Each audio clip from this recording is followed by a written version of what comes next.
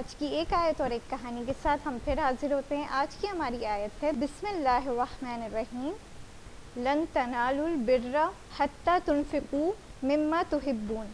یہ سورہ آل عمران کی آیت نمبر 92 ہے۔ اس میں خداوند عالم یہ فرما رہا ہے، تم نیکی کی منزل تک نہیں پہنچ سکتے جب تک اپنی پسندیدہ چیزوں میں سے راہ خدا میں خرچ نہ کرو۔ اس کی ہماری یہ سٹوری ہے کہ چھٹی کے وقت عصر کے ٹائم سارا اپنی خالہ کے گھر کھیلنے جاتی ہے اپنی خالہ کی بیٹی ماریا کے ساتھ۔ وہ جب کھیل رہی ہوتی ہے تو ماریا کے ہاتھ میں دیکھتی ہے کہ اس کے ہاتھ میں بہت اچھی سی چوڑیاں ہوتی ہے۔ وہ کہتی ہے، ماریا یہ چوڑیاں کتنی اچھی ہیں، یہ کیا چوڑیاں تم مجھے تحفے میں ہدیہ دے سکتی ہو؟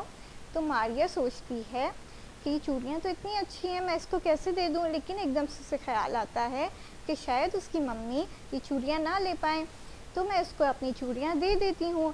پھر وہ اپنی امی کے پاس جاتی ہے، ان سے اجازت لیتی ہے کہ امی میں سارا کو اپنی چوڑیاں دے دوں؟ تو ان کی امی کہتی ہیں ہاں بیٹا دے دو۔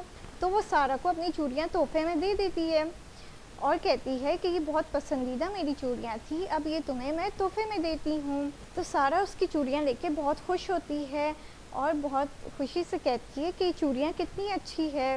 اس سے زیادہ خوشی تو ماریا کو ہوتی ہے جو اس نے اپنی پسندیدہ چیز کو کسی کو تحفے میں دیا اور اسے یہ خوشی ہوئی کہ اللہ تعالیٰ اس سے بہت خوش ہوگا۔ ماریا اچھے لوگوں میں سے تھی جو اپنی پسندیدہ چیزوں کو خدا کی راہ میں بخش دیتے ہیں۔